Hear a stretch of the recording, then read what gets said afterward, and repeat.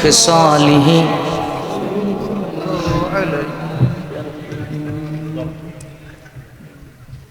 আপনাদের নিয়ে একটু মুখতসর মোনাজাত দিব, এরপরই আপনারা চমৎকার নুরানি ইরফানি আলোচনা আপনারা শুনবেন কোরআন হাদিস থেকে। আমরা সবাই সবার গুনাহের কথা মনে করি, আল্লাহ পাকের কাছে আমরা মোনাজাত করি। আল্লাহ পাক আমাদের গুনাহ মাফ করেন, এই মাহফিলকে উসিলা করে যেন আমাদেরকে মাফ করে দেন। সবাই বলেন আমিন। আল্লাহুম্মা আমিন। ربنا ظلمنا أنفسنا وإن لم تغفر لنا وترحمنا لنكونن من الخاسرين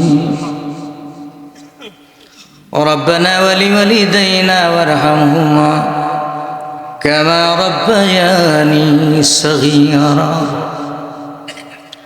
رب العالمين আমরা যারা হাত উঠাইলাম, আমি জানি না কার মা নাই বাবা নাই, আমি জানি না কার জানি মা নাই বাবা নাই। এমন লোক এখানে আছে যার মাও নাই বাবাও নাই। আল্লাহ রাব্বুল আলামিন এই মাহফিলকে উসিলা করে আমাদের মাই বাবাকে আপনি মাফ করে দেন।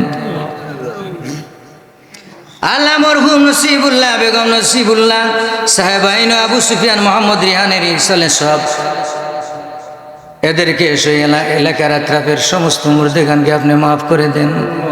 আদম আলাইহিস সালাম হইতে আজ পর্যন্ত যত মানুষ অন্ধকার কবরে, আমাদের ডানে বামে সামনে পিছনে অন্ধকার কবরে শহীদ হয়ে, আল্লাহ প্রত্যেকের আরওয়াহ পাকে হাদিয়া কবুল করে নেন।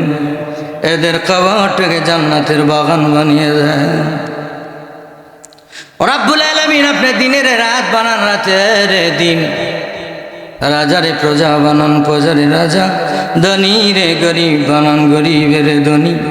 আপনি নদীরে পার ভাঙ্গেন পার গড়ে। আপনি যদি এত সব করতে পারেন তাইলে আমাদেরকে আপনি মাফ করে দিতে পারেন।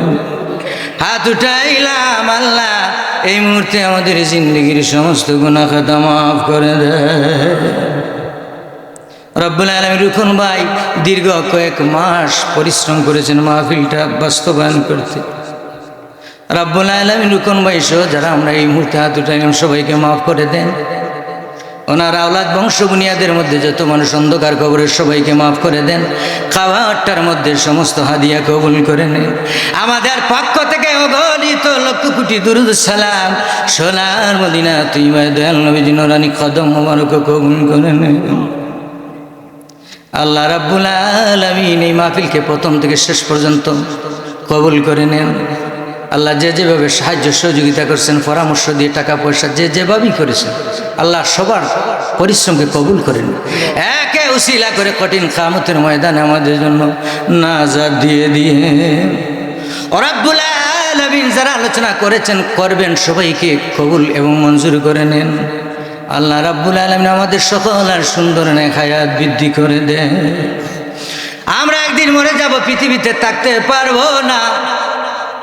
সব কিছুতে মৃত্যুর গন্ধ আছে, কিন্তু মরতে হবে, এটার মধ্যে কোনো গন্ধ নাই।